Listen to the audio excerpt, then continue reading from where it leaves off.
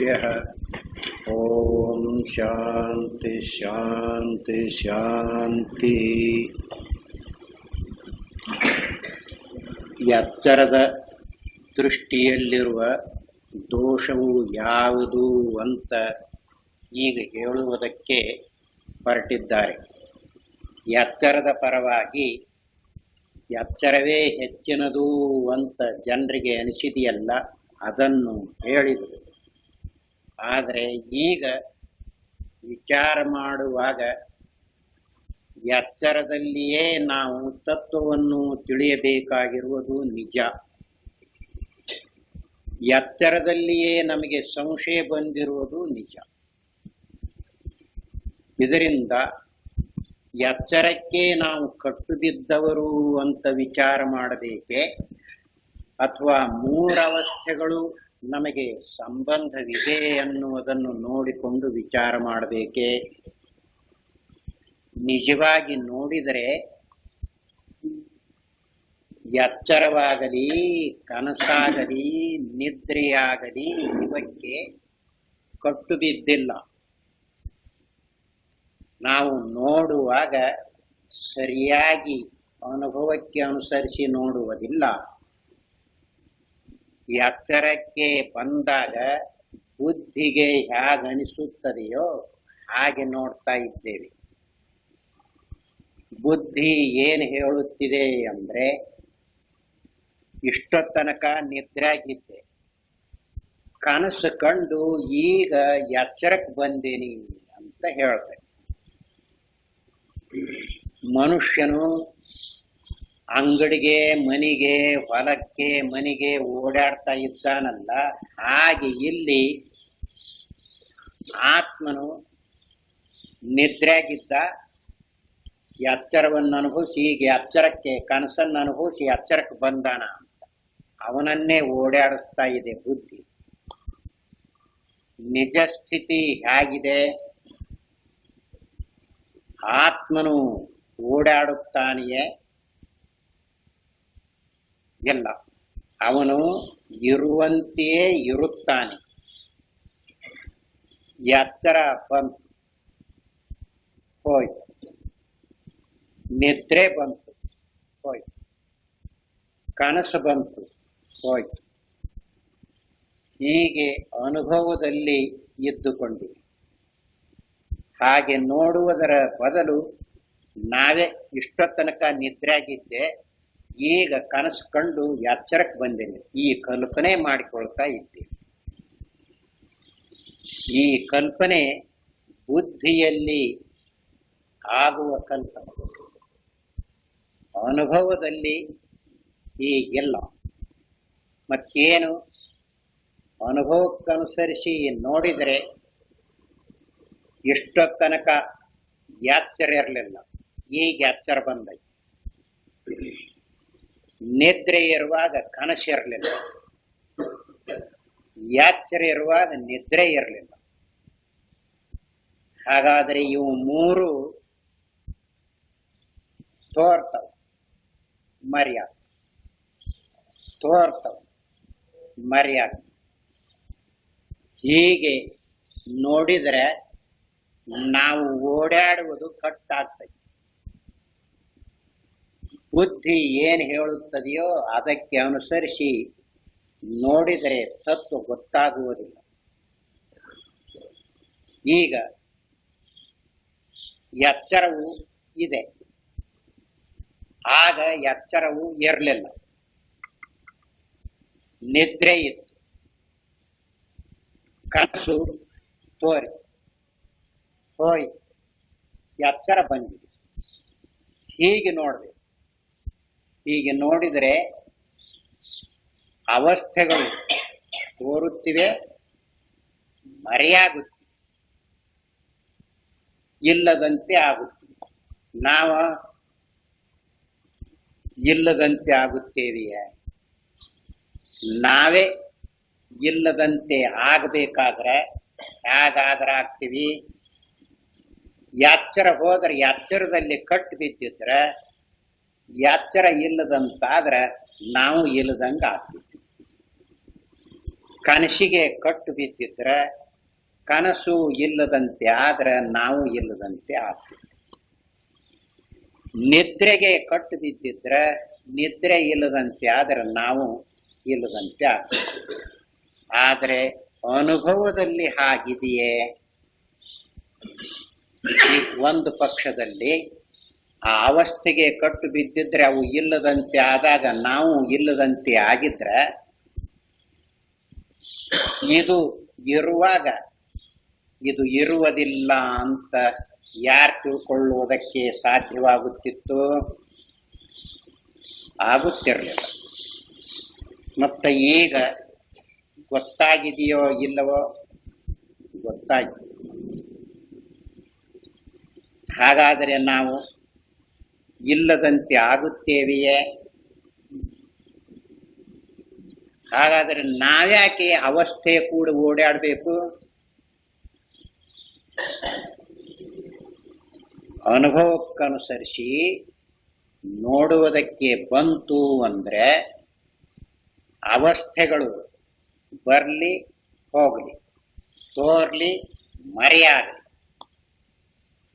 ನಮಗೆ ಅವುಗಳ ಸಂಬಂಧ ಇಲ್ಲದನ ಇರುವವರಾಗಿದ್ದೇವೆ. ಆ ಸಂಬಂಧ ಇತ್ತು ಅಂದ್ರೆ ಏನಾಗ್ತಿತ್ತು?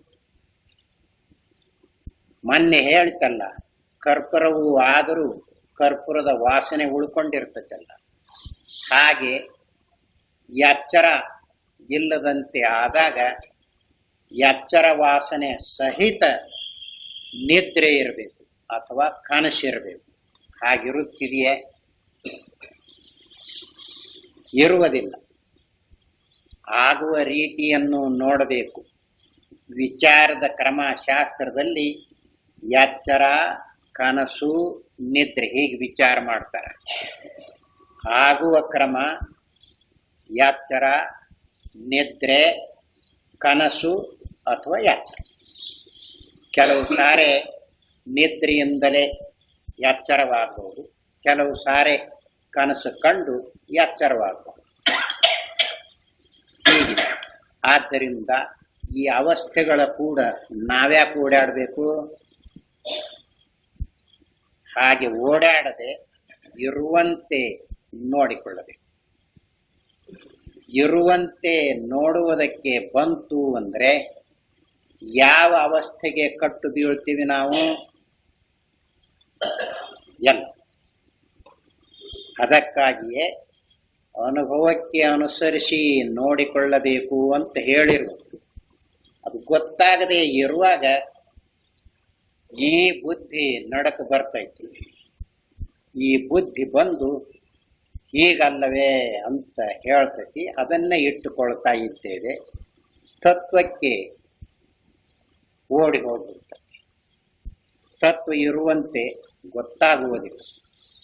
ಆದ್ದರಿಂದಲೇ ಇಲ್ಲಿ ನಮಗೆ ಎಚ್ಚರದ ದೃಷ್ಟಿಯಿಂದ ವಿಚಾರ ಮಾಡುವುದೇನೋ ನಿಜ, ಆದರೆ ನಾವು ಎಚ್ಚರಕ್ಕೆ ಕಟ್ಟು ಬಿದ್ದವರು ಅಂತ ವಿಚಾರ ಮಾಡಬೇಕೆ? ಎಚ್ಚರವಾಗುವಂತೆ ಕನಸೂ ಆಗುತ್ತಿದೆಯಲ್ಲವೇ, ನಿದ್ರೆಯೂ ಆಗುತ್ತಿದೆಯಲ್ಲವೇ? ಆದ್ದರಿಂದ ನಾವು ಮೂರು ಅವಸ್ಥೆಗಳು ಬಂದರೂ ಹೋದರೂ ಯಾವ ಅವಸ್ಥೆಗೂ ಕಟ್ಟು ಬೀಳದೆ ಇರುವಂತೆಯೇ ಇದ್ದುಕೊಂಡಿರುತ್ತೇವೆ. ಹೀಗಿರುವಾಗ ಮೊದಲಿಗೆ ಎಚ್ಚರದ ಅಭಿಮಾನದಿಂದ ಕೂಡಿಕೊಂಡರೆ ತತ್ವ ಇರುವಂತೆ ಹೇಗೆ ತಿಳಿಯುತ್ತಿದೆ? ತಿಳಿಯುವುದಿಲ್ಲ. ನಮಗೆ ಆಗುವ ಸುಖ ದುಃಖಗಳಿಗೂ ಉಪಕಾರ ಅಪಕಾರಗಳಿಗೂ ಎಚ್ಚರದಲ್ಲಿ ನಾವು ಬೆಲೆಯನ್ನು ಕೊಡುತ್ತೇವೆಂಬುದು ನಿಜ. ಆದರೆ ಇದರಿಂದ ತತ್ವಕ್ಕೇನು ಬಂತು? ತತ್ವವನ್ನು ತಿಳಿಯುವ ಪ್ರಸಂಗದಲ್ಲಿ ಸುಖ ದುಃಖಾದಿಗಳನ್ನು ಅನುಭವಿಸ್ತಾ ಇದ್ದೇವೆ. ಎಚ್ಚರದಲ್ಲಿ ಉಪಕಾರ ಅಪಕಾರಾದಿಗಳ ವ್ಯವಹಾರವು ನಡೆಯುತ್ತಿದೆ. ಇಷ್ಟು ಮಾತ್ರದಿಂದ ತತ್ವವನ್ನು ತಿಳಿದುಕೊಳ್ಳುವುದಕ್ಕೆ ಬರುತ್ತಿದೆಯೇ? ಎಲ್ಲ. ಹಾಗಾದರೆ ಅನುಭವಕ್ಕೆ ಅನುಸರಿಸಿ ನೋಡಬೇಕು. ನಮಗೆ ಯಾವುದು ಬೇಕಾಗುತ್ತಿದೆ ನೋಡು, ಅದೇ ತತ್ವವಾಗುವುದಿಲ್ಲ.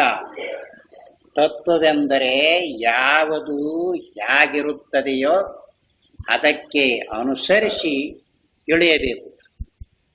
ನಮ್ಮ ತಿಳುವಳಿಕೆಗೆ ಅನುಸರಿಸಿ ತತ್ವ ಬದಲಾಯಿಸುವುದಿಲ್ಲ. ತತ್ವ ಹೇಗಿರುತ್ತದೆಯೋ, ಆತ್ಮ ಹೇಗಿರುತ್ತದೆಯೋ ಅದಕ್ಕೆ ತಿಳಿಯಬೇಕಾದರೆ ಏನು ಬೇಕೋ ಹಾಗೆ ತಿಳಿಯಬೇಕು. ನಮ್ಮ ತಿಳುವಳಿಕೆಗೆ ಅನುಸರಿಸಿ ಆತ್ಮನು ವಿಕಾರವನ್ನು ಹೊಂದುತ್ತಾನೆಯೇ, ಬದಲಾವಣೆಯನ್ನು ಹೊಂದುತ್ತಾನೆಯೇ ಎಲ್ಲ. ಅದಕ್ಕಾಗಿ ತತ್ವದ ಪ್ರಸಂಗದಲ್ಲಿ ಹೇಗೆ ವಿಚಾರ ಮಾಡಬೇಕು ಅಂತ ನೋಡಬೇಕಾಗಿದೆ. ಈಗ ಅದನ್ನೇ ಉದಾಹರಣೆಗೆ ನಮಗೆ ಯಾವುದು ಬೇಕಾಗಿದೆಯೋ ಅದೇ ತತ್ವ ಅಂತಾದರೆ ಅದು ಸಿದ್ಧವಾಗುವುದಿಲ್ಲ. ಉದಾಹರಣೆಗೆ ಎಷ್ಟೋ ಜನರಿಗೆ ಬಡತನವು ಬೇಡ, ಹಣವಂತರಾಗಿ ಸುಖವಾಗಿರಬೇಕೆಂಬುದೇ ಅವರ ಹಾರೈಕೆ. ಆದರೆ ನಿಜ ಸ್ಥಿತಿ ಹೇಗಿದೆ? ಬಹುಜನರು ಬಡವರೇ ಆಗಿರುತ್ತಾರೆ. ಈ ವಿಷಯದಲ್ಲಿ ಇದು ತತ್ವ. ಈಗ ನಮ್ಮ ಭಾವನೆಗೆ ಅನುಸರಿಸಿ ತತ್ವ ಇರುವುದಿಲ್ಲ, ಅದು ಹೇಗಿರಬೇಕು ಹಾಗಿದ್ದುಕೊಂಡಿರುತ್ತಿದೆ. ಜನರು ಬಡವರಾಗಿರುವುದೇ ಹೆಚ್ಚಾಗಿದೆ, ಶ್ರೀಮಂತರು ಎಲ್ಲಿಯೋ ಒಬ್ಬರು ಇದ್ದುಕೊಂಡಿರುತ್ತಾರೆ. ನಮಗೆ ಬಡತನ ಬೇಡ ಅಂದರೆ ಬಿಡುತ್ತಿದೆಯದು, ಆದ್ದರಿಂದ ಬೇಡ ಅಂದರೆ ಬಿಡುವುದಿಲ್ಲ. ಅದು ಆ ವಿಷಯದಲ್ಲಿ ತತ್ವವಾಗಿದೆ. ನಮಗೆ ಬಡತನವು ಬೇಕಿಲ್ಲವೆಂಬುದರಿಂದ ನಾವು ಬಲುಮಂದಿ ಬಡವರೇ ಆಗಿರುವೆಂಬುದು ತತ್ವವಲ್ಲದೆ ಹೋಗುವುದಿಲ್ಲ. ಇದರಂತೆ ಪ್ರಕೃತದಲ್ಲಿಯೂ ನಾವು ಎಚ್ಚರದಲ್ಲಾಗುವ ಸುಖ ದುಃಖಗಳಿಗೆ ವ್ಯವಹಾರದಲ್ಲಿ ಹೆಚ್ಚು ಬೆಲೆಯನ್ನು ಕಟ್ಟುತ್ತಿರಬಹುದು. ಆದರೆ ಇಷ್ಟರಿಂದಲೇ ಎಚ್ಚರದ ದೃಷ್ಟಿಯು ತತ್ವ ವಿಚಾರಕ್ಕೆ ಸಾಕೆಂದು ಹೇಳಲಾಗುವುದಿಲ್ಲ. ತಾತ್ವಿಕದ ಪ್ರಸಂಗದಲ್ಲಿ ಎಚ್ಚರವೇ ಹೆಚ್ಚಿನದು ಅಂತ ಅದು ಒಂದನ್ನೇ ಇಟ್ಟುಕೊಂಡು ವಿಚಾರ ಮಾಡಿದರೆ ಗೊತ್ತಾಗುವುದಿಲ್ಲ. ಯಾಕಂದರೆ ನಮ್ಮ ಜೀವನಕ್ಕೆ ಮೂರವಸ್ಥೆಗಳು ಸೇರಿಕೊಂಡಿರುವುದರಿಂದ, ಮೂರರ ಅನುಭವವು ಆಗುತ್ತಿರುವುದರಿಂದ ಒಂದಕ್ಕೆ ಹೆಚ್ಚಿನ ಬೆಲೆಯನ್ನು ಕೊಟ್ಟು ನೋಡಿದರೆ ಹೇಗೆ ಗೊತ್ತಾಗುತ್ತಿದೆ ತತ್ವ? ಎಚ್ಚರದ ಪ್ರಪಂಚವು ಎಂದೆಂದಿಗೂ ಇದ್ದಂತೆಯೇ ಇರುವುದೆಂದು, ಇದರಲ್ಲಿರುವ ವಸ್ತುಗಳು ದೇಶಕಾಲ ನಿಮಿತ್ತಗಳ ಕಟ್ಟುಪಾಡಿಗೆ ಒಳಪಟ್ಟಿರುವುದರಿಂದ ಅವುಗಳಿಂದ ನಮಗೆ ಆಗಬಹುದಾದ ಸುಖವನ್ನು ಹೊಂದುವುದಕ್ಕಾಗಲಿ ದುಃಖವನ್ನು ನೀಗಿಕೊಳ್ಳುವುದಕ್ಕಾಗಲಿ ಪ್ರಯತ್ನಿಸಬಹುದಾಗಿರುವುದೆಂದು, ಕನಸಿನ ಪ್ರಪಂಚಕ್ಕಾಗಲಿ ಅಲ್ಲಿ ತೋರುವ ವಸ್ತುಗಳಿಗಾಗಲಿ ಇಂಥ ಬೆಲೆಯೇನು ಇಲ್ಲವೆಂದು ಆಕ್ಷೇಪಕನು ಹೇಳಿರುತ್ತಾನಷ್ಟೇ.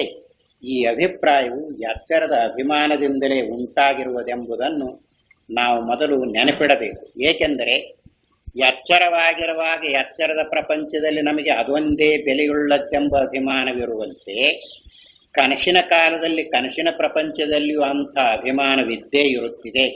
ಆಗ ಇದು ಬರಿಯ ಕನಸು ಎಂದೇನೂ ನಾವು ಅದನ್ನು ಕಡೆಗಣಿಸುವುದಿಲ್ಲ.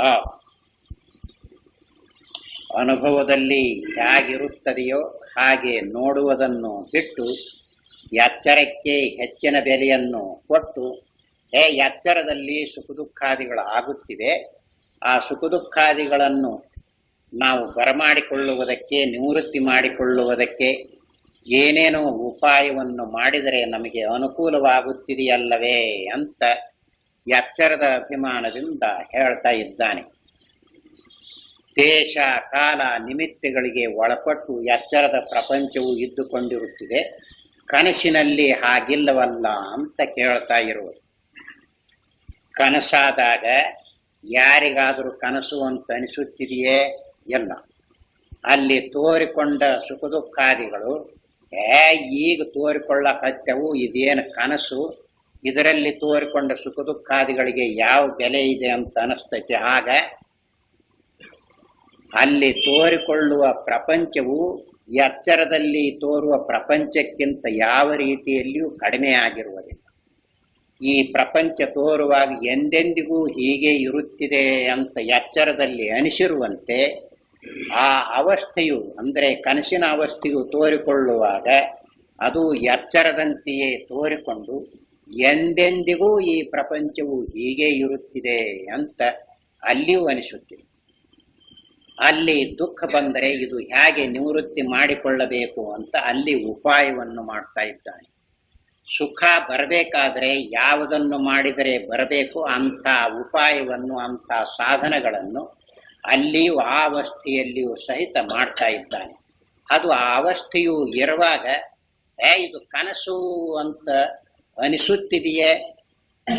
ಇಲ್ಲ, ಕನಸು ಅಂತ ಅನಿಸದೆ ಎಚ್ಚರವೆಂದೇ ಭಾವನೆಯನ್ನು ಕೊಡುತ್ತಿರುವುದರಿಂದ ಅಲ್ಲಿ ಇರುವಾಗ ಅದಕ್ಕೆ ಎಷ್ಟು ಬೆಲೆ ಕೊಡಬೇಕೋ ಅಷ್ಟು ಬೆಲೆ ಕೊಟ್ಟೆ ನೋಡ್ತಾ ಇದ್ದಾನೆ. ಒಂದು ಪಕ್ಷದಲ್ಲಿ ಆ ಅವಸ್ಥೆಗೆ ಸರಿಯಾಗಿ ಬೆಲೆ ಕೊಡದೇ ಇದ್ರೆ ಇದೇನು ಕನಸು, ಎಷ್ಟು ತೋರಿದರ ಏನು, ಎಷ್ಟು ಸಂಗ್ರಹ ಮಾಡಿದರ ಏನು ಅಂತ ಅನಿಸುತ್ತಿದೆಯಾಗ ಅದೇ ನಿಜ ಅಂತ ಅನಿಸುವುದಲ್ಲದೆ ಅಲ್ಲಿ ಬಡಬಡಕೊಂಡು ವ್ಯವಹಾರವನ್ನು ಮಾಡ್ತಾ ಇದ್ದಾನೆ. ಇಲ್ಲಿ ಎಷ್ಟು ಅಭಿಮಾನದಿಂದ ಕೂಡಿಕೊಂಡಿದ್ದಾನೆಯೋ ಅಲ್ಲಿಯೂ ಇಷ್ಟೇ ಅಭಿಮಾನದಿಂದ ಕೂಡಿಕೊಂಡು ವ್ಯವಹಾರ ಮಾಡುವುದು ಆ ಅವಸ್ಥೆ ಇರುವಾಗ ಸರ್ವರಿಗೂ ಅದರ ಅನುಭವವಾಗುತ್ತದೆ. ಈಗ ತೋರಿಕೊಳ್ಳುವ ಶರೀರೇಂದ್ರಿಯಾದಿಗಳಲ್ಲಿ ನಾನು ನನ್ನದು ಅಂತ ಹೇಗೆ ಅಭಿಮಾನವಿದೆಯೋ ಆ ಅವಸ್ಥೆಯು ತೋರಿಕೊಳ್ಳುವಾಗಲೂ ಸಹಿತ ಅಲ್ಲಿಯೂ ಅಲ್ಲಿರುವ ಶರೀರೇಂದ್ರಿಯಾದಿಗಳಲ್ಲಿ ಇಷ್ಟೇ ಅಭಿಮಾನದಿಂದ ವ್ಯವಹಾರ ಮಾಡ್ತಾ ಇದ್ದಾನೆ. ಇವನಿಗೆ ಅದು ಕನಸು, ಇಲ್ಲಿರುವ ಶರೀರೇಂದ್ರಿಯಾದಿಗಳು ನಿಜವಾಗಿಲ್ಲ ಅಂತ ಅನಿಸಿದರೆ ಆ ಅಭಿಮಾನದಿಂದ ಕೂಡಿಕೊಂಡು ವ್ಯವಹಾರ ಮಾಡುವುದಕ್ಕೆ ಸಾಧ್ಯವಾಗುತ್ತಿತ್ತೇ? ಆಗುತ್ತಿರಲಿಲ್ಲ. ಮತ್ತು ಅಲ್ಲಿ ಕನಸಿನ ಅನುಭವವನ್ನು ನೋಡಿಕೊಳ್ಳ್ರಿ. ಯಾವ ರೀತಿಯಿಂದ ಅಲ್ಲಿ ವ್ಯವಹಾರ ಮಾಡುತ್ತೀರಿ? ಕಡಿಮೆ ಅಂತ ಅನಿಸುತ್ತಿದೆಯೇ? ಸುಳ್ಳು ಅಂತ ಅನಿಸುತ್ತಿದೆಯೇ? ಇದೇನು ನಿಜವಾಗಿರುವುದಿಲ್ಲ, ಇನ್ನೊಂದು ಕ್ಷಣಕ್ಕೆ ಎಚ್ಚರ ಬರ್ತತಿ, ಇದು ಇಲ್ಲದಂತೆ ಆಗುತ್ತಿದೆ ಅಂತ ಅನಿಸುತ್ತಿದೆಯೇ? ಅದು ಇರುವಾಗ ಅನಿಸುವುದೇ ಇಲ್ಲ.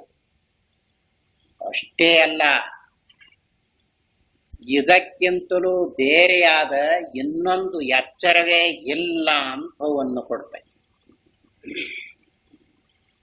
ಈಗ ಎಚ್ಚರ, ಈಗಿರುವ ಎಚ್ಚರವಿದೆಯಲ್ಲ, ಇದು ಎಚ್ಚರ ಇಷ್ಟೋ ತನಕ ತೋರಿತಲ್ಲ, ಕನಸು ಅದರಾಗೇನು ಹುರುಳಿಲ್ಲ ಅಂತ ತೋರಿದ್ದು ನಿಜವಾದರೂ ಅದೇನು ಹುರುಳಿಲ್ಲ ಅಂತ ಇಷ್ಟಾದರೂ ತೋರಿಸ್ತೈತಿ ಎಚ್ಚರ.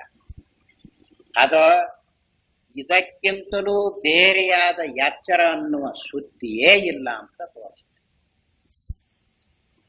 ಆದ್ದರಿಂದ ಅಲ್ಲಿ ಇರುವಂತೆ ಅನುಭವವನ್ನು ನೋಡಿಕೊಂಡ್ರೆ ಅದೇ ಎಚ್ಚರ. ಅದರ ಒಳಗೆ ತೋರಿಕೊಳ್ಳುವುದಿದೆಯಲ್ಲ ಅದು ಕನಸು. ಅಲ್ಲಿಯೂ ನಿದ್ರೆಯಾಗುವುದು. ಆ ಅವಸ್ಥೆ ಇರುತ್ತಿದೆಯಲ್ಲ, ಅಲ್ಲಿಯೂ ಎಚ್ಚರ, ಅಲ್ಲಿಯೂ ನಿದ್ರೆ, ಅಲ್ಲಿಯೂ ಕನಸು. ಹೀಗಾಗುವುದು. ಅದು ಅವಸ್ಥೆಯನ್ನು ಆ ಅವಸ್ಥೆಯ ಅನುಭವದಿಂದಲೇ ನೋಡಿ ನಿರ್ಣಯ ಮಾಡಬೇಕು. ಎಚ್ಚರಕ್ಕೆ ಬಂದ ನಂತರ ನಿರ್ಣಯ ಮಾಡಬಾರ್ದು. ಅದಕ್ಕೇನೆ ಪೂರ್ಣ ದೃಷ್ಟಿ ಅಂತ ಹೇಳಿಸಿಕೊಳ್ಳಬೇಕಾದರೆ ಆಯಾ ಅವಸ್ಥೆಯ ಅನುಭವದಿಂದಲೇ ಅವುಗಳನ್ನು ನೋಡಬೇಕು ಅಂತ ಹೇಳಿಕೊಂಡು ಬಂದಿದ್ದಾರೆ. ಆದ್ದರಿಂದ ಇಲ್ಲಿ ಎಚ್ಚರದ ಅಭಿಮಾನದಿಂದ ಹೀಗೆ ಹೇಳಿದರೂ ಸಹಿತ ಅಲ್ಲೇನು ಅದು ಕನಸು ಅಂತ ಅನಿಸುವುದಿಲ್ಲ.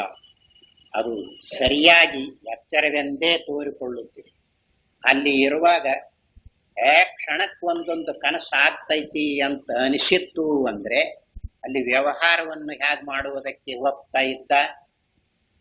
ಆ ಅವಸ್ಥೆ ಇರುವಾಗ ಈಗ ತೋರ್ತತೆಲ್ಲ ಇದೇನು ಇರುವುದಿಲ್ಲ, ಇನ್ನೊಂದು ಕ್ಷಣಕ್ಕೆ ಹೋಗಿಬಿಡ್ತೈತಿ. ಹೀಗನಿಸುತ್ತಿದೆಯೇ? ಎಲ್ಲ ಮತ್ತೇನು ಇಲ್ಲಿ ಹೇಗೆ ಅಭಿಮಾನವಿದೆಯೋ ಇದಕ್ಕಿಂತಲೂ ಸರಿಯಾದ ಅಭಿಮಾನವು ಇದ್ದುಕೊಂಡು ಅಲ್ಲಿ ವ್ಯವಹಾರವನ್ನು ಮಾಡ್ತಾ ಇದ್ದಾನೆ. ಎಚ್ಚರಕ್ಕೆ ಬಂದ ಕೂಡ್ಲಿನ ಅಲ್ಲ ಇಷ್ಟೋ ತನಕ ಇದ್ದು ಕನಸು ಅಂತ. ಆದರೆ ಅಲ್ಯಾಕೆ ಕನಸು ಅಂತ ಹೇಳಲಿಲ್ಲ? ಇಲ್ಲಿ ಬಂದಾಗ ಯಾಕೆ ಕನಸು ಅಂತ ಹೇಳಿದೆ? ಅಲ್ಲಿರುವಾಗ ಕನಸು ಅಂತ ಯಾಕೆ ತಿಳ್ಕೊಳ್ಳಿಲ್ಲ? ಅದಕ್ಕೆ ಉತ್ತರ ಹೇಳುವುದಿಲ್ಲ ಇಲ್ಲಿರುವ ಪ್ರಮಾತೃ. ಯಾಕೆ ಹಾಗೆ ಹೇಳುತ್ತಿದೆ ಅಂದ್ರೆ ಪ್ರಮಾತೃವಿನ ಸ್ವಭಾವವಿದೆಯಲ್ಲ, ಈ ಮನೋಬುದ್ಧಿಗಳ ಸ್ವಭಾವ ತಾವು ಯಾವ ಅವಸ್ಥೆಯಲ್ಲಿ ಇದ್ದುಕೊಂಡಿರುತ್ತೀವಿಯೋ ಆ ಅವಸ್ಥೆಯನ್ನು ಹೆಚ್ಚಿಗೆ ಮಾಡಿ ತೋರಿಸುವ ಭಾವನೆ ಇದೆ ಇವುಗಳಿಗೆ. ಆ ಅವಸ್ಥೆ ಕನಸು ಅಂತ ಹೇಳುತ್ತೀರಲ್ಲ, ಆ ಅವಸ್ಥೆಯು ಇರುವಾಗ ಅದೇ ಎಚ್ಚರ. ಇದಕ್ಕೆ ಸಮಾನವಾದ ಅವಸ್ಥೆಯು ಇನ್ನೊಂದಿಲ್ಲ. ಇದರೊಳಗೆ ತೋರಿಕೊಳ್ಳುತ್ತಿದೆಯಲ್ಲ ಅದು ಕನಸು. ಆ ಕನಸು ಸುಳ್ಳಾಗಿ ಇರುತ್ತಿದೆ. ಇದರ ಗತಿ ಹೇಗಾದೀತು ಅಂತ ಆ ಅವಸ್ಥೆ ಇರುವಾಗ ಅದು ಹೇಳ್ತದೆ. ಆದ್ದರಿಂದಲೇ ಬರೇ ಒಂದೇ ಒಂದು ಎಚ್ಚರದ ಅಭಿಮಾನದಿಂದ ನಾವು ತತ್ವವನ್ನು ನೋಡುವುದಕ್ಕೆ ಹೋದರೆ ಗೊತ್ತಾಗುವುದಿಲ್ಲ. ಕನಸು ಒಂದೊಂದು ಕ್ಷಣಕ್ಕೆ ಒಂದೊಂದು ಬಗೆಯಾಗಿ ತೋರುತ್ತಿರುವುದೆಂದು, ಅದರಲ್ಲಿ ತೋರುವ ವಸ್ತುಗಳಲ್ಲಿ ಯಾವ ಹುರುಳು ಇಲ್ಲವೆಂದು ನಾವು ಎಣಿಸುವುದು ಕೂಡ ಎಚ್ಚರದ ಕಣ್ಣಿನಿಂದ. ಅದನ್ನು ನೋಡಿದಾಗಲೇ ಕನಸಿನ ಕಾಲದಲ್ಲಿ ನಮಗೇನೂ ಹಾಗನಿಸುವುದಿಲ್ಲ. ಇನ್ನು ಎಚ್ಚರದ ಪ್ರಪಂಚದಲ್ಲಿ ಬಹುಜನರು ನಮ್ಮಂತೆ ಇದ್ದುಕೊಂಡು ಇದರ ಬೆಲೆಯನ್ನು ಕಟ್ಟುತ್ತಿರುವುದರಿಂದಲೂ, ಕನಸು ನಿದ್ರೆಯು ನಮ್ಮ ನಮ್ಮ ಸ್ವಂತದ ಅವಸ್ಥೆಗಳಾಗಿರುವುದರಿಂದಲೂ ಅವೆರಡಕ್ಕೂ ಎಚ್ಚರದಷ್ಟು ಮೇಲ್ಮೆಯ ಸ್ಥಾನವನ್ನು ಕೊಡುವುದು ಯುಕ್ತವಲ್ಲವೆಂದು ಆಕ್ಷೇಪಕನು ಹೇಳಿರುತ್ತಾನಲ್ಲವೇ. ಇದಕ್ಕೆ ನಾವು ಎರಡು ಬಗೆಯ ಪ್ರತ್ಯುತ್ತರವನ್ನು ಕೊಡಬಹುದು.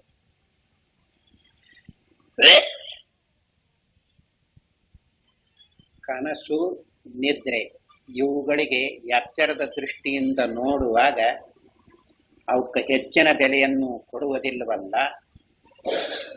ಎಚ್ಚರಕ್ಕೆ ಹೆಚ್ಚಿನ ಬೆಲೆಯನ್ನು ಕೊಟ್ಟು ನಾವೆಲ್ಲ ಈಗ ಎಚ್ಚರವಾಗಿದ್ದೇವಲ್ಲವೇ ಅಂತ ಹೇಳ್ತಾ ಇದ್ದಾನೆ ಇವನು ಆಕ್ಷೇಪಕ. ಅವನನ್ನು ಕೇಳದೆ, ನಿನ್ನ ಎಚ್ಚರದ ಅವಸ್ಥೆಯನ್ನು ಇನ್ನೊಬ್ಬರು ಅನುಭವಿಸುವುದಕ್ಕೆ ಸಾಧ್ಯವಿದೆಯೇ ಹೇಳು. ಇನ್ನೊಬ್ಬರ ಎಚ್ಚರದ ಅವಸ್ಥೆಯನ್ನು ನಿನಗೆ ಅನುಭವಿಸುವುದಕ್ಕೆ ಸಾಧ್ಯವಿದೆಯೇ? ಇನ್ನೊಬ್ಬರ ಕನಸಿನ ಅವಸ್ಥೆಯನ್ನು ಅನುಭವಿಸುವುದಕ್ಕೆ ಸಾಧ್ಯ? ಇನ್ನೊಬ್ಬರ ನಿದ್ರೆಯನ್ನು ಅನುಭವಿಸುವುದಕ್ಕೆ ಬರುತ್ತಿಲ್ಲ? ಇಲ್ಲ. ಅದಕ್ಕಾಗಿಯೇ ವಿಚಾರ ಮಾಡುವಾಗ ತನ್ನ ಎಚ್ಚರ, ತನ್ನ ಕನಸು, ತನ್ನ ನಿದ್ರೆ ಇವುಗಳನ್ನು ನೋಡಿ ವಿಚಾರಿಸಬೇಕು. ಇನ್ನೊಬ್ಬರ ಎಚ್ಚರ, ಇನ್ನೊಬ್ಬರ ಕನಸು, ಇನ್ನೊಂದು ಹೇಳ್ತಾ ಇದ್ದೀರಲ್ಲ, ಅಲ್ಲಿ ಇರುವಾಗ ಅಲ್ಲಿರುವವರು ನಾವೆಲ್ಲ ಈಗ ಎಚ್ಚರವಾಗಿದ್ದೇವೆ ಅಂತ ಅಲ್ಲಿ ಅನಿಸುತ್ತಿದೆಯೋ ಇಲ್ಲವೋ? ಅನಿಸುತ್ತಿದೆ. ಅಲ್ಲಿ ನೀರಿಗೆ ಬಂದವರು, ಹೊಲಕ್ಕೆ ಹೋಗುವವರು, ವ್ಯಾಪಾರ ಮಾಡುವವರು, ಅವರು ಕೂಡ ಮಾತಾಡುವಾಗ ನಾವೆಲ್ಲ ಎಚ್ಚರವಾಗಿದ್ದೇವೆ ಅಂತ ಇಲ್ಲಿ ಹೇಳುವಂತೆ ಅಲ್ಲಿ ಹೇಳ್ತಾ ಇದ್ದೇವೆ. ಇದರಿಂದ ಯಾವ ಅವಸ್ಥೆಯು ಹೆಚ್ಚಿನದು, ಯಾವುದು ಕಡಿಮೆಯದು? ಎಚ್ಚರದಿಂದ ನೋಡಿದ ಕೂಡ ಅದು ಕಡಿಮೆ ಅಂತ ಅನಿಸಿಬಿಡುತ್ತೆ. ಹಾಗೆ ನೋಡಿದರೆ ತತ್ವ ಗೊತ್ತಾಗುವುದಿಲ್ಲ. ಅನುಭವದಲ್ಲಿ ಹೇಗಿದೆಯೋ ಹಾಗೆ ನೋಡಿಕೊಳ್ಳಬೇಕು. ಕನಸು ನಿದ್ರೆಯು ನಮ್ಮ ನಮ್ಮ ಸ್ವಂತದ ಅವಸ್ಥೆಗಳಾಗಿರುವುದರಿಂದಲೂ ಅವೆರಡಕ್ಕೂ ಎಚ್ಚರದಷ್ಟು ಮೇಲ್ಮೇ ಸ್ಥಾನವನ್ನು ಕೊಡುಯುಕ್ತವೆಂದು ಆಕ್ಷೇಪನೆ ಹೇಳಿರುತ್ತಾನಷ್ಟೇ. ಇದಕ್ಕೆ ನಾವು ಎರಡು ಬಗೆಯ ಪ್ರತ್ಯುತ್ತರವನ್ನು ಕೊಡಬಹುದು. ಎಚ್ಚರದ ಪ್ರಪಂಚವು ಬಹುಜನ ಸಾಧಾರಣವಾಗಿರುವುದೆಂಬುದು, ನಿದ್ರೆ ಕನಸುಗಳು ಹಾಗಿಲ್ಲವೆಂಬುದು ನಿಜವೆಂದೇ ಇಟ್ಟುಕೊಳ್ಳೋಣ. ಆದ ಮಾತ್ರದಿಂದ ಎಚ್ಚರಕ್ಕೆ ಹೆಚ್ಚಿನ ಸ್ಥಾನವು ಹೇಗೆ ಬಂದೀತು? ಬಹುಜನರು ಒಪ್ಪುವುದೇ ಪರಮಾರ್ಥವೆಂದು ಹೇಳುವುದಕ್ಕಾದೀತೆ? ಎಂದಿಗೂ ಆಗಲಾರದು. ಆದ್ದರಿಂದ ಎಚ್ಚರವು ಎಲ್ಲರಿಗೂ ಸಾಧಾರಣವಾಗಿರುವ ಅವಸ್ಥೆಯನ್ನು ಇಟ್ಟುಕೊಂಡರೂ ಅದಕ್ಕೆ ಯಾವ ಹೆಚ್ಚಿನ ಬೆಲೆಯೂ ಬರುವ ಹಾಗಿಲ್ಲ. ಆದರೆ ವಸ್ತುಸ್ಥಿತಿಯನ್ನು ನೋಡಿದರೆ ಎಚ್ಚರವು ಕನಸು ನಿದ್ರೆಗಳಂತೆ ನಮ್ಮ ನಮ್ಮ ಅನುಭವವಾಗಿರುವುದೇ ಹೊರತು ಬಹುಜನರ ಒಟ್ಟು ಅನುಭವವೇನೂ ಅಲ್ಲ. ನಮಗೆ ಅನುಭವದಿಂದ ನೋಡಿಕೊಳ್ಳುವುದಕ್ಕೆ ಬಂತು. ಅನುಭವದಿಂದ ನೋಡುವುದು ಅಂದರೆ ನಿದ್ರೆಯ ಅನುಭವದಿಂದ ನಿದ್ರೆ ನೋಡುವುದು, ಕನಸಿನ ಅನುಭವದಿಂದ ಕನಸನ್ನು ನೋಡುವುದು. ಕನಸಿನ ಅನುಭವ ಅಂತ ಹೇಳುವಾಗ ನಾವೆಲ್ಲ ಕನಸು ಅಂತ ಇಟ್ಕೊಂಡೇವಲ್ಲ, ಅದಕ್ಕಾಗಿ ಕನಸು ಅಂತ ಮಾತಾಡುವುದು. ಅದು ಇರುವಾಗ ಎಚ್ಚರವೆಂದೇ ಅನುಭವ. ಈಗ ಈ ಎಚ್ಚರ ಅಂತ ಇಟ್ಟುಕೊಂಡಿದ್ದೇವಲ್ಲ, ಇದರ ಅನುಭವದಿಂದ ಇದನ್ನು ನೋಡುವುದು. ಹೀಗೆ ನೋಡುವಾಗ ಎಚ್ಚರದ ಅನುಭವ, ಕನಸಿನ ಅನುಭವ, ನಿದ್ರೆ ಅನುಭವ ಇವುಗಳನ್ನಿಟ್ಟುಕೊಂಡೇ ವಿಚಾರ ಮಾಡಬೇಕು. ಎಚ್ಚರಕ್ಕೆ ಬಂದ ನಂತರ ಹೇಗೆ ಅನಿಸುತ್ತಿದೆಯೋ ಹಾಗೆ ನೋಡಬಾರದು. ಬಹುಜನ ಒಟ್ಟು ಈ ಎಚ್ಚರವಿದೆಯಲ್ಲ ಎಲ್ಲರಿಗೂ ಸಾಧಾರಣವಾಗಿದೆ ಅಂತ ಹೇಳ್ತಾ ಇದ್ದಾರೆ. ನಮಗೆಲ್ಲ ಈಗ ಎಲ್ಲರಿಗೂ ಸಾಧಾರಣವಾಗಿದೆ ಅಂತ ಈ ಮಾತನ್ನು ಯಾವುದು ಹೇಳ್ತತಿ? ಬುದ್ಧಿ, ಎಚ್ಚರದ ಬುದ್ಧಿ. ನಾವೆಲ್ಲ ಎಚ್ಚರವಾಗಿದ್ದೇವಲ್ಲವೇ, ನಮಗೆಲ್ಲ ಸಮಾನವಾದ ಎಚ್ಚರ ಐತಿ ಅಂತ ಹೇಳ್ತತಿ. ಆ ಬುದ್ಧಿಗೆ ಈಗ ಕೇಳಬೇಕು ಏನಂತ? ಎಲ್ಲರಿಗೂ ಎಚ್ಚರ ಸಮಾನವಾಗಿದೆ ಅಂತ ಹೇಳ್ತಾ ಇದೆಯಲ್ಲ ಬುದ್ಧಿ, ಇನ್ನೊಬ್ಬರ ಎಚ್ಚರವನ್ನು ನೀನು ಅನುಭವಿಸಿದ್ದೇ ಹೇಳು. ಇಷ್ಟು ಕೇಳಿದ್ರೆ ಸಾಕದಕ್ಕೆ.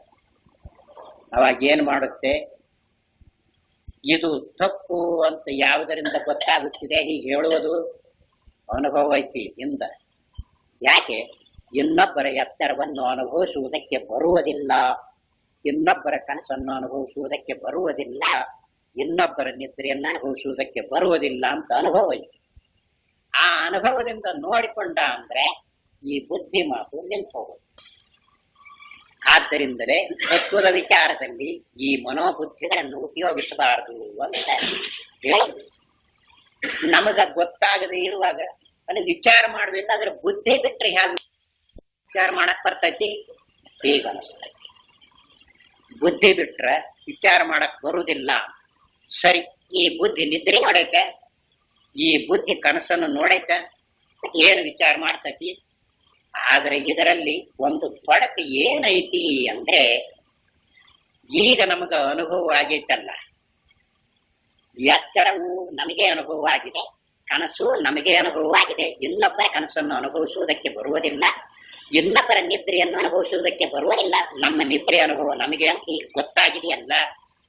ಯಾವುದರಿಂದ ಗೊತ್ತಾಗಿದೆ? ಅನುಭವದಿಂದ ಗೊತ್ತಾಗಿದೆ. ಈ ಅನುಭವ ಇದೆಯಲ್ಲ, ಅದೇ ಇದೆಯಲ್ಲ, ಅದೇ ವಿಚಾರ ಮಾಡುವುದಕ್ಕೆ ಸಾಮಗ್ರಿ ಇಲ್ಲ. ಅದಕ್ಕಾಗಿ ಬುದ್ಧಿಯನ್ನು ಉಪಯೋಗಿಸಿಕೊಂಡು, ಆ ಬುದ್ಧಿಯನ್ನು ಉಪಯೋಗಿಸಿಕೊಂಡ ಕೂಡಲೇ ಏನನಿಸ್ತೈತಿ ಅಂದ್ರೆ, ಆ ಬುದ್ಧಿಗೆ 2 ಗಂಟೆ ಪರ್ಯಂತ ನಿದ್ರೆ ಆಯ್ತು ಅಂತ ಹೇಳ್ತೀಯಲ್ಲ, ನೀನು ನಿದ್ರೆ ನೋಡಿದ್ದೀಯಾ ಬುದ್ಧಿ ಅಂತ ಎಲ್ಲ ಮತ್ತ ಹೇಳ್ತೈತಲ್ಲ ಅಂದ್ರೆ ಯಾವ್ದು ಹೇಳ್ತತಿ? ಅನುಭವ. ಅನುಭವವೇ ನಿರ್ಣಯ ಮಾಡುವುದು. ಅನುಭವದಿಂದ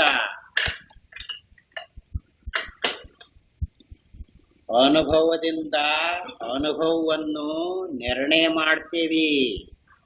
ಬುದ್ಧಿ ಅಲ್ಲ ನಿರ್ಣಯ ಮಾಡೋದು. ಹೇಗೆ ಅನುಭವದಿಂದ ಅನುಭವವನ್ನು ನಿರ್ಣಯ ಮಾಡ್ತೇವಿ? 2 ಗಂಟೆ ಪರ್ಯಂತ ನಿದ್ರೆ ಆಯಿತು ಅಂತ ಅನುಭವವಾಗಿದೆ.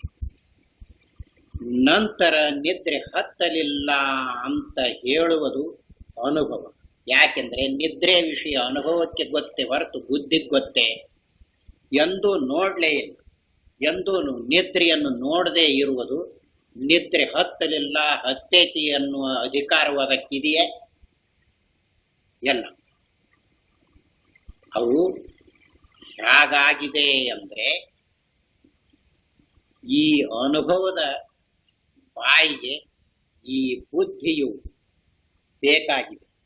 ಯಾಕಂದ್ರೆ ನಿರ್ಣಯ ಮಾಡುವುದಕ್ಕೆ ಅನುಭವಕ್ಕೆ ಸಾಮಗ್ರಿ ಇಲ್ಲ.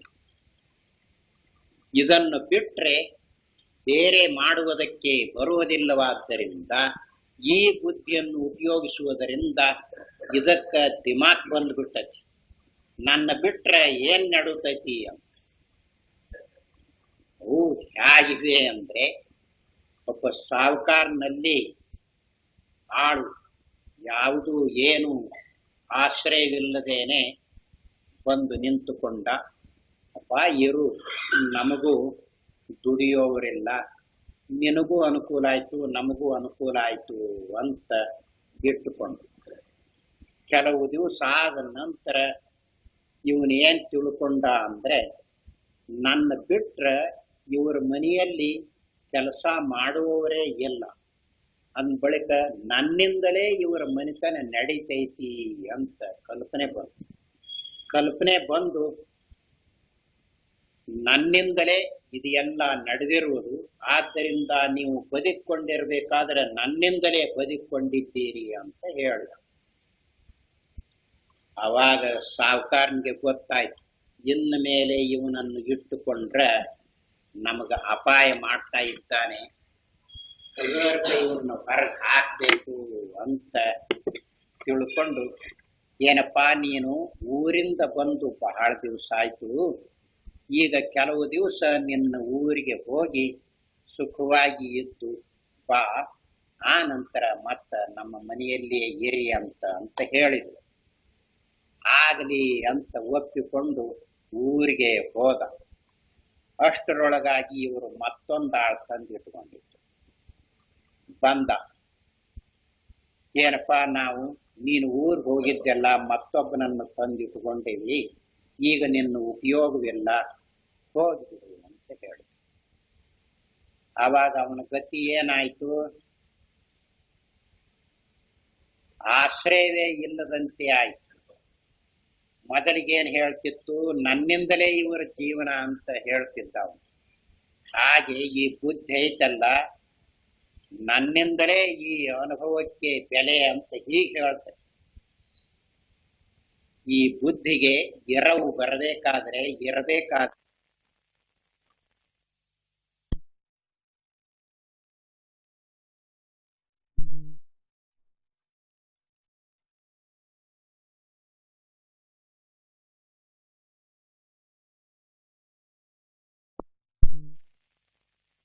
ಹೋಗಿ ಸುಖವಾಗಿ ಇದ್ದು ಬಾ, ಆ ನಂತರ ಮತ್ತ ನಮ್ಮ ಮನೆಯಲ್ಲಿಯೇ ಇರಿ ಅಂತ ಹೇಳಿದ್ರು.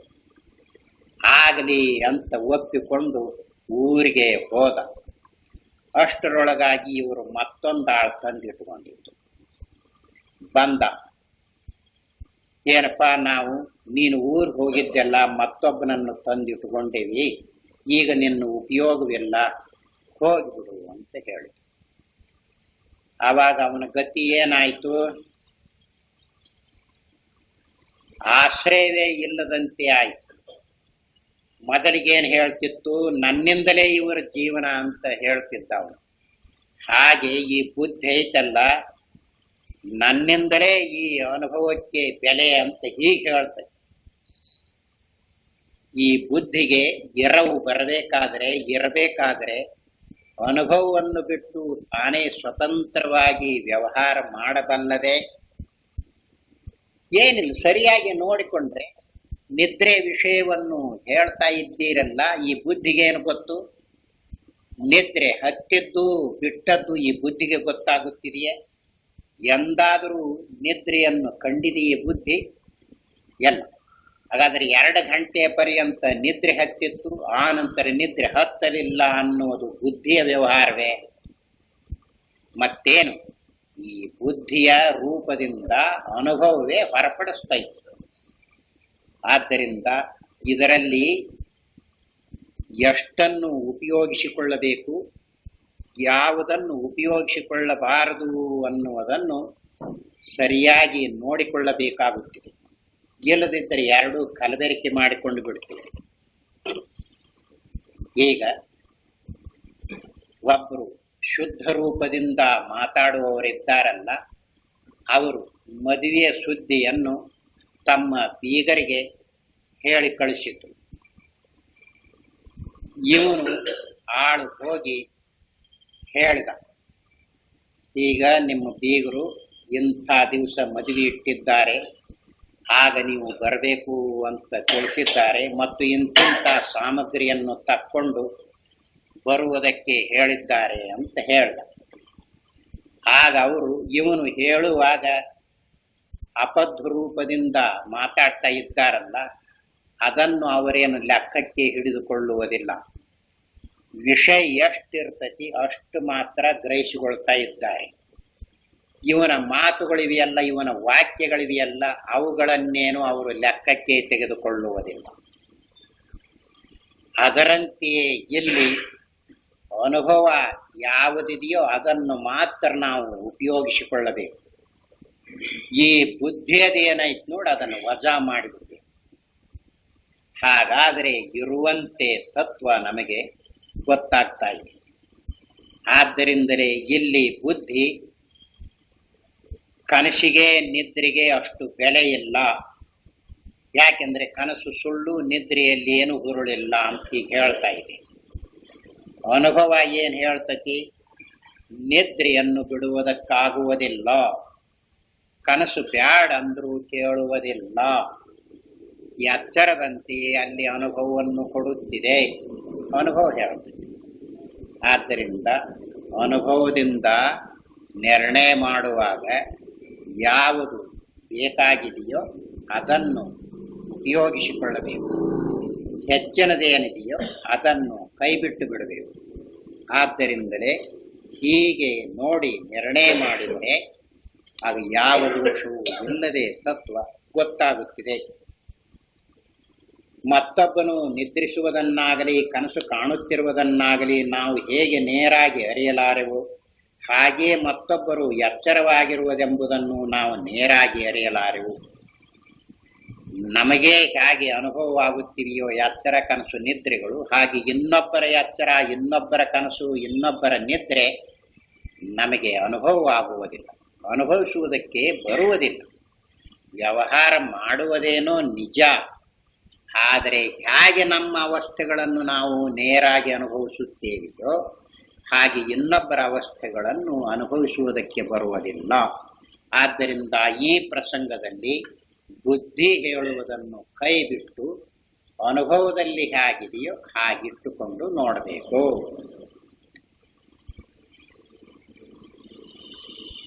ಅವರು ಕನಸು ಕಂಡರೆಂದು, ಅವರು ಎಚ್ಚರವಾಗಿರುವರೆಂದು ನಾವು ಎಣಿಸುವುದು ಎಚ್ಚರದಲ್ಲಿ ನಮ್ಮೊಡನೆ ಅವರು ಮಾಡುವ ವ್ಯವಹಾರದಿಂದ. ಹೀಗೆ ಮತ್ತೊಬ್ಬರ ಎಚ್ಚರ ಕನಸು ನಿದ್ರೆಗಳ ಪರೀಕ್ಷೆಯಿಂದಲೇ ನಮಗೆ ಪೂರ್ಣಾನುಭವದಿಂದ ಉಂಟಾಗಬೇಕಾದ ತತ್ವ ನಿರ್ಧಾರವು ಎಂದಿಗೂ ಆಗಲಾರದು. ಏಕೆಂದರೆ ಆಗ ನಾವು ನಮ್ಮ ನಿದ್ರೆಯನ್ನು ಕನಸನ್ನು ವಿಚಾರಿಸದೆ ಕೈಬಿಟ್ಟಂತೆಯೇ ಆಗುವುದು. ತತ್ವದ ಪ್ರಸಂಗದಲ್ಲಿ ಪೂರ್ಣ ದೃಷ್ಟಿಯನ್ನು ಉಪಯೋಗಿಸಬೇಕಾಗುತ್ತದೆ. ಬರೇ ಎಚ್ಚರವೊಂದನ್ನೇ ಇಟ್ಟುಕೊಂಡು ವಿಚಾರ ಮಾಡಿದರೆ ಅದು ಅಪೂರ್ಣ ದೃಷ್ಟಿ, ದೋಷದ ದೃಷ್ಟಿ ಅಂತ ಹೇಳಿಸಿಕೊಳ್ಳುತ್ತಿದೆ. ಆದ್ದರಿಂದ ತತ್ವವು ಗೊತ್ತಾಗಬೇಕಾದರೆ ಎಚ್ಚರವನ್ನು, ಕನಸನ್ನು, ನಿದ್ರೆಯನ್ನು ಹೇಗೆ ಅನುಭವ ಮಾಡುತ್ತೇವೆಯೋ ಆ ಅನುಭವವನ್ನೇ ಇಟ್ಟುಕೊಂಡು ನೋಡಿಕೊಳ್ಳಬೇಕು. ಹಾಗಾದರೆ ಇರುವಂತೆ ತಿಳಿಯುವುದಕ್ಕೆ ಸಾಧ್ಯ. ಹೀಗೆ ಮತ್ತೊಬ್ಬರ ಎಚ್ಚರ ಕನಸು ನಿದ್ರೆಗಳ ಪರೀಕ್ಷೆಯಿಂದಲೇ ನಮಗೆ ಪೂರ್ಣಾನುಭವದಿಂದ ಉಂಟಾಗಬೇಕಾಗಿರುವ ತತ್ವ ನಿರ್ಧಾರವು ಎಂದಿಗೂ ಆಗಲಾರದು. ಏಕೆಂದರೆ ಆಗ ನಾವು ನಮ್ಮ ನಿದ್ರೆಯನ್ನು, ಕನಸನ್ನು ವಿಚಾರಿಸದೆ ಕೈಬಿಟ್ಟಂತೆ ಆಗುವುದು. ಹೀಗಿರುವುದರಿಂದ ಎಚ್ಚರದ ದೃಷ್ಟಿಯು ಅಪೂರ್ಣವೇ. ಅದರಿಂದ ಮಾಡಿದ ತತ್ವ ನಿರ್ಧಾರಣವು ನಿರ್ದುಷ್ಟವೆಂದಾಗಲಿ ಅಬಾಧ್ಯವೆಂದಾಗಲಿ ಎಂದಿಗೂ ಆಗಲಾರದು.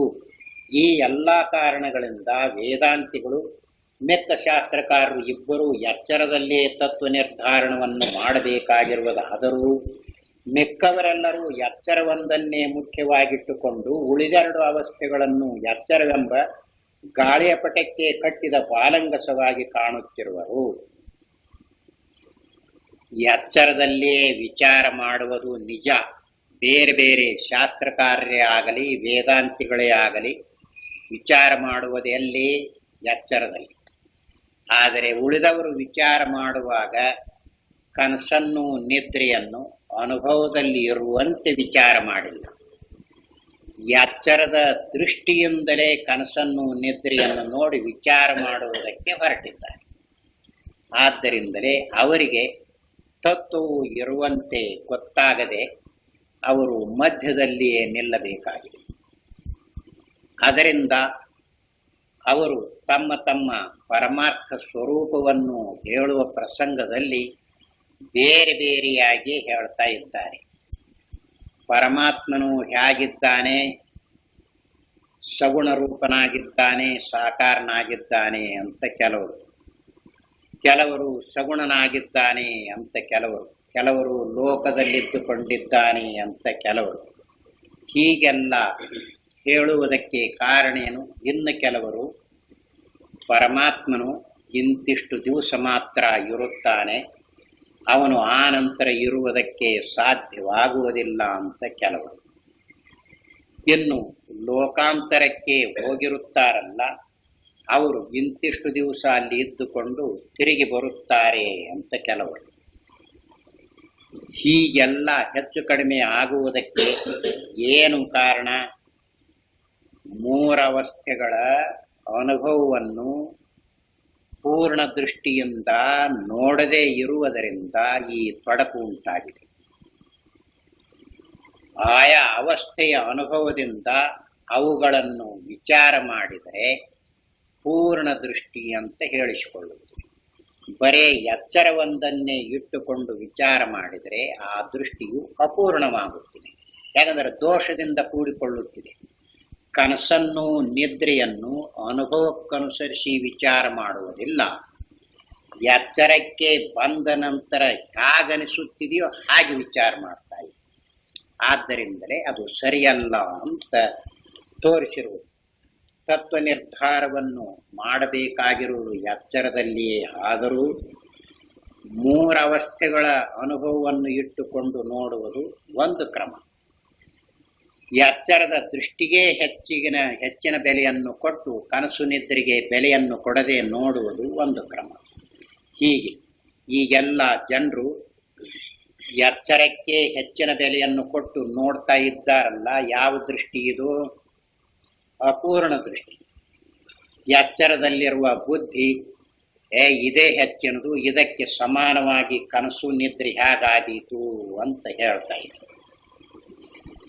ಕನಸಿನ ಅನುಭವ ಕೇಳ್ರಿ, ಅದೇನು ಹೇಳುತ್ತಿದೆ ಅಂತ ಗೊತ್ತಾಗುತ್ತಿದೆ. ಅಂದ್ರೆ ಆ ಅವಸ್ಥೆ ಇರುವಾಗ ಹೇಗೆ ಅನುಭವವಾಗುತ್ತಿದೆಯೋ ಅದಕ್ಕನುಸರಿಸಿ ನೋಡಿ ನಿರ್ಣಯ ಮಾಡಬೇಕು.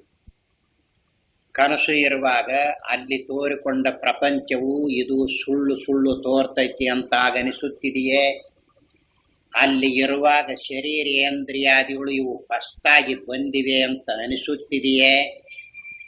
ಈಗ ತೋರಿಕೊಳ್ಳುವ ಪ್ರಪಂಚವು ಒಂದು 5 ಮಿನಿಟು ತೋರಿಕೊಂಡು ಆ ನಂತರ ಇಲ್ಲದಂತೆ ಆಗುತ್ತಿದೆ ಅಂತ ಭಾವನೆ ಬರುತ್ತಿದೆಯೇ? ಎಲ್ಲ.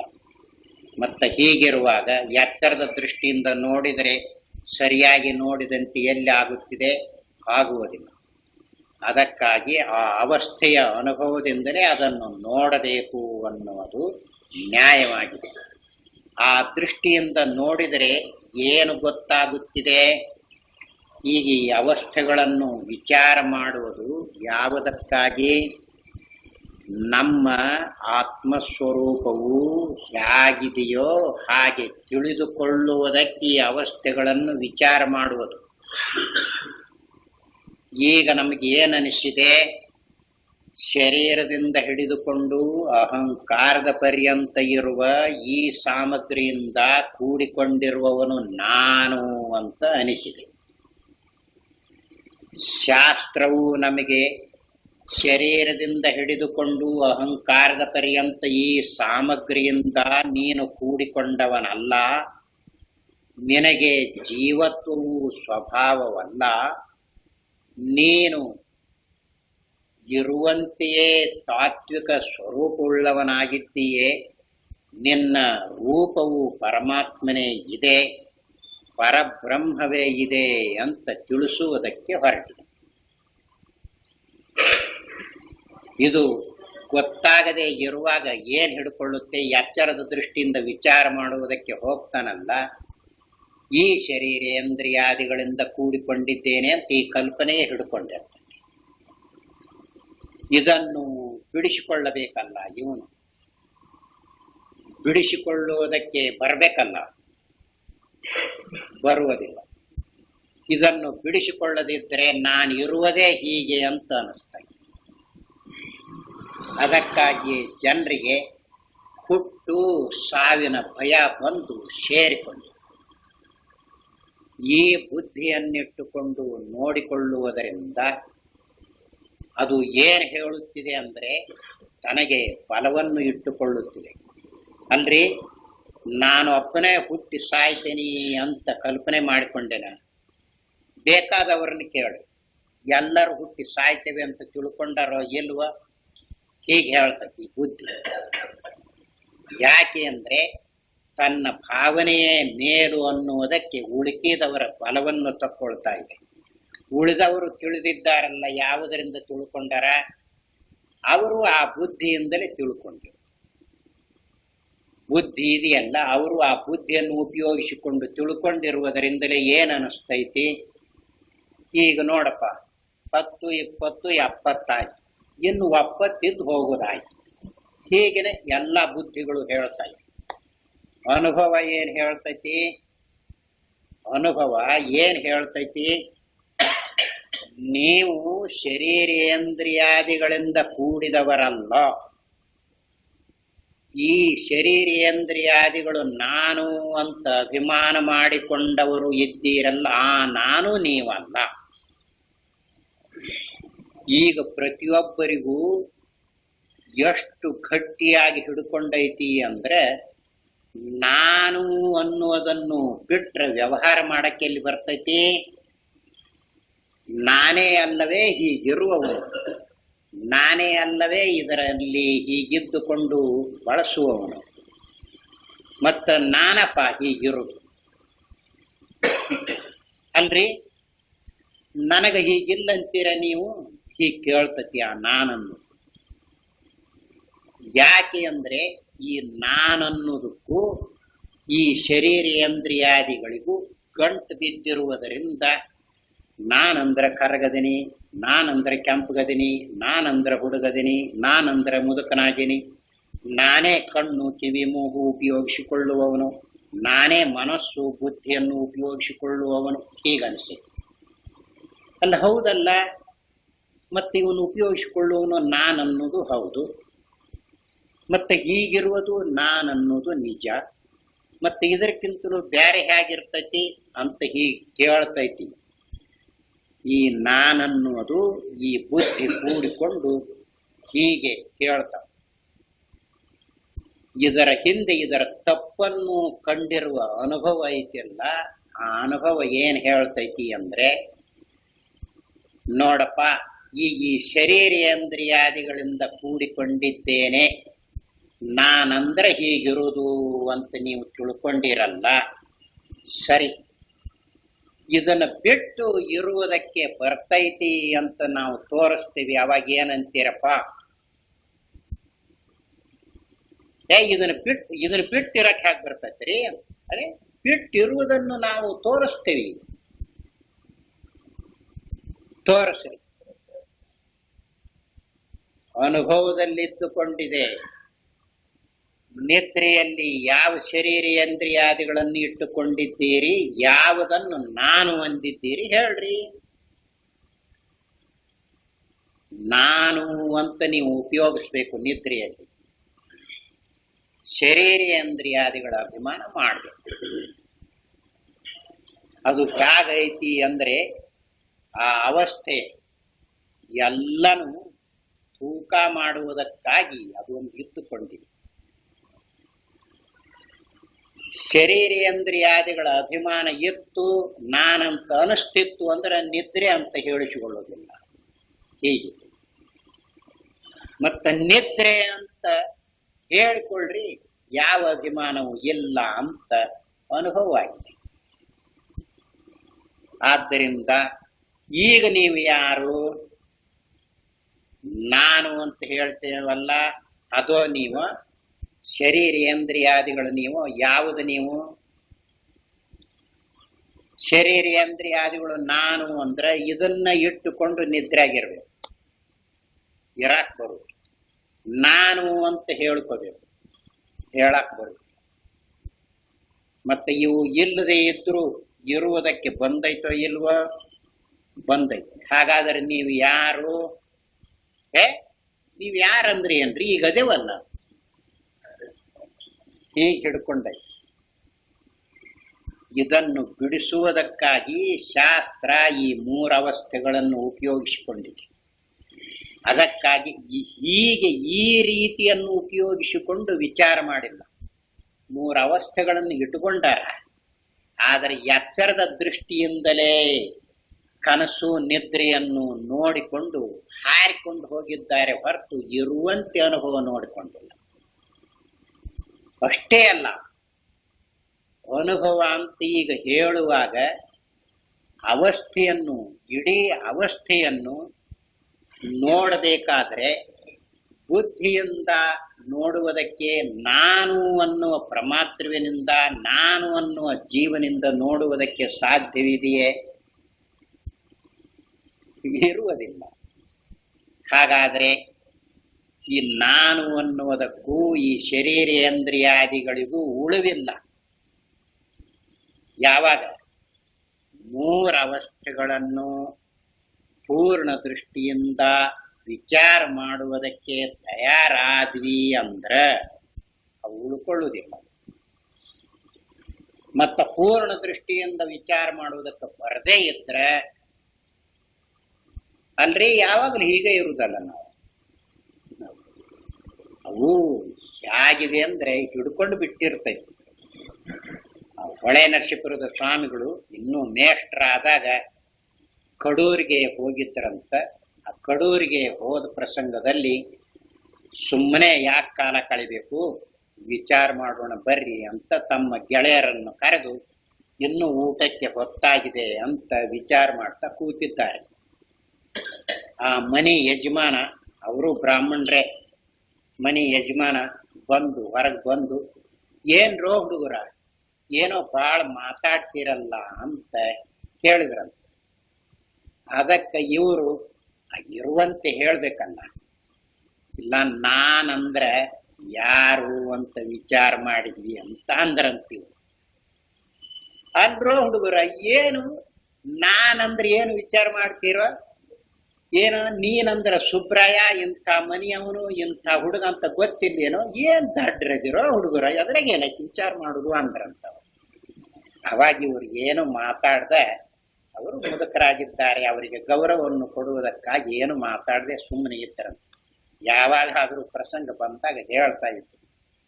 ಹೀಗೆ ನಮಗೇನ್ ಅನಿಸಿತ್ತು, ಈಗೆಲ್ಲ ನಾನಂದ್ರೆ ವಿಚಾರ ಮಾಡ್ಬೇಕು ಅಂದ್ರೆ ಏನೈತಿ ವಿಚಾರ ಮಾಡುದು, ಇನ್ನು ಬೇರೆ ಏನಾದ್ರೂ ವಿಷಯಗಳಿದ್ರೆ ಅದನ್ನು ವಿಚಾರ ಮಾಡಬಹುದು. ನಾನಂದ್ರೆ ಏನು ವಿಚಾರ ಮಾಡೋದೈತಿ ಅಂತ ಅನಿಸ್ತೈತಿ.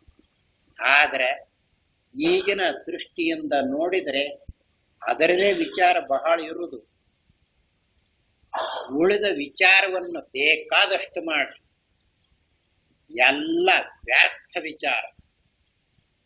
ಏನ್ ಮಾಡ್ತಾ ಇದ್ದೀರಿ, ಅಷ್ಟು ಗಳಿಸ್ತೆ ಇಷ್ಟು ಗಳಿಸ್ತೆ, ಅದನ್ನ ಮಾಡಿದೆ ಇದನ್ನು ಮಾಡಿದೆ, ಕಾಲಿಂದೋದು ತಲೆಗೆ ಹಾಕಿದೆ ತಲೆದೋದು ಕಾಲಿಗೆ ಹಾಕಿದೆ, ಅವನ್ ಎತ್ತಿ ಬಡದೆ ಇವನ್ ಎತ್ತಿ ಬಡದೆ, ಏನ್ ಬೇಕಾದ್ ಮಾಡಿ.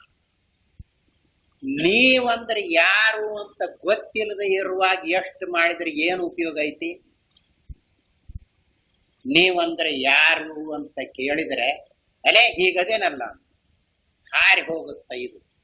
ಇನ್ನೊಂದು ಒಪ್ಪತ್ತನ್ಯಾಗ ಏನ್ ಮಾಡ್ತೀರಿ, ಹಾರಿ ಹೋಗುದನ್ನು ತಗೊಂಡು ಅದ್ ನೋಡುವುದಕ್ಕೆ ಏನ್ ಮಾಡುತ್ತೆ ಅಂದ್ರೆ ಕೋಟಿಗಟ್ಲೆ ಇರಬಹುದು. ಕೋಟಿಗಟ್ಲೆ ಇದ್ರ ರೋಗ ಸೇರೈತಿ, ಕಂಠದಲ್ಲಿ ಕ್ಯಾನ್ಸರ್ ಆಗಿತ್ತು, ಗಂಜಿ ಸಹಿತ ಕುಡಿಯುವುದಕ್ಕೆ ಬರುವಂತಿಲ್ಲ. ಕೋಟಿಗಟ್ಲೆ ಇದ್ದೇನ್ ಮಾಡ್ತೀರಿ ನೋಡು. ನಾನಂದ್ರೆ ಯಾರು ಅಂತ ವಿಚಾರ ಮಾಡುವುದಕ್ಕೆ ತಯಾರಾಗ. ಅವಾಗ ಶರೀರೇಂದ್ರಿಯಾದಿಗಳಾಗಲಿ ನಾನು ಅಂತ ಅಭಿಮಾನ ಮಾಡುವ ಈ ನಾನತ್ವವಾಗಲಿ ಇಲ್ಲದೇ ಇರುವ ಸ್ವರೂಪವು ನಂಬುದು ಅಂತ ತಿಳಿಯಿತು ಅಂದ್ರೆ ಎಷ್ಟು ಪ್ರಯೋಜನವಾಗುತ್ತೆ. ಆಗ ನಮಗೆ ಯಾವುದರ ಕೊರತೆಯೂ ಇಲ್ಲದಂತೆ ಆಗುವ ಸ್ವಭಾವವೇ ನಂಬದಲ್ಲ. ಆ ರೂಪದಿಂದಲೇ ನಾವು ಇರುವವು. ಉಳಿದ ರೂಪವೆಲ್ಲ ಯಾವುದೂ ನಿಜವಾಗಿ ಇರುವುದಲ್ಲ ಅಂತ ಗೊತ್ತಾಗುತ್ತೆ. ಹೀಗೆ ತಿಳಿಯ ಬರ್ತದೆ. ಅವಾಗ ಎಲ್ಲ ಪ್ರಯೋಜನವಾಗಿ ವಿಚಾರ ಮಾಡಿ. ಉಳಿದದ್ದು ವಿಚಾರ ಮಾಡಿದ್ರೆ ಏನಾಯ್ತು, ಎಲ್ಲ ಇಲ್ಲೇ ಬಿಟ್ಟು ಹೋಗ್ತಾ ಇರುವುದ ಆಯ್ತು. ಆದ್ದರಿಂದಲೇ ಏನು ವಿಚಾರ ಮಾಡಬೇಕು, ಮಾಡಿದರೆ ತತ್ವ ವಿಚಾರ ಮಾಡಬೇಕು. ಆ ತತ್ವವು ಇರುವಂತೆ ನಮಗೆ ತಿಳಿಯಿತು ಅಂದ್ರೆ ಎಂದು ಬಿಟ್ಟು ಹೋಗುವುದಿಲ್ಲ. ನಾವು ಇಲ್ಲದಂತೆ ಆಗುವ ಸುದ್ದಿ ಸುಳುವೇ ಇಲ್ಲ ಇಂಥದ್ದು. ಈಗೇನನ್ಸೈತಿ, ಆಯ್ತಲ್ಲ ರೋಗ ಬಂದೈತಿ, ಇನ್ನೇನು ಉಳಿಯುವುದಿಲ್ಲ ಹೋಗುದೇ ಅಂತ ಅನಿಸ್ತದೆ. ಅವಾಗ ಏನಾಗುತ್ತೆ, ಅಳು ಬರ್ತೈತಿ, ದುಃಖ ಬರ್ತೈತಿ.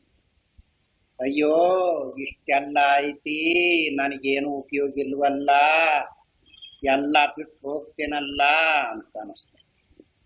ಎಲ್ಲಿಗೆ ಹೋಗ್ತಿದಿ, ಅಯ್ಯೋ ಎಲ್ಲಿಗೆ ಹೋಗ್ತೇನೋ ಏನೋ ಗೊತ್ತೇ ಆಗಿಲ್ಲ ಅಂತ ಅನಿಸ್ತದೆ. ಅವಾಗ ಹತ್ರ ಯಾರಾದ್ರೂ ಇದ್ರ ತೋರಿಸ್ತೈತಿ. ಆವಾಗ ಹೆದರಿಕೆ ಬಂದು ಪಕ್ಕದಲ್ಲಿದ್ದವರ ಕೈ ಹಿಡ್ಕೊಂಡು ಇರ್ತೈತಿ. ಸಾಯುವವರು ಕೆಲವರನ್ನ ನೋಡ್ರಿ, ಬಹಳ ವಿಚಿತ್ರವಾಗಿ.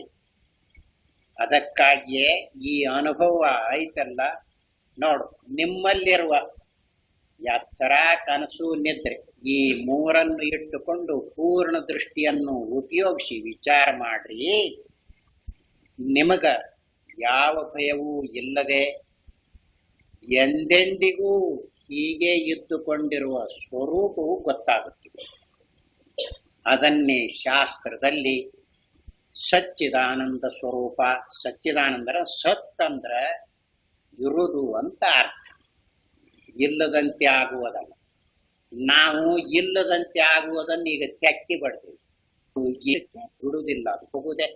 ಯಾಕೆ? ಹೋಗು ಸ್ವಭಾವದನ್ನು ಹಿಡ್ಕೊಂಡ್ರೆ ಇರ್ತೈತ? ಇರುವುದಿಲ್ಲ.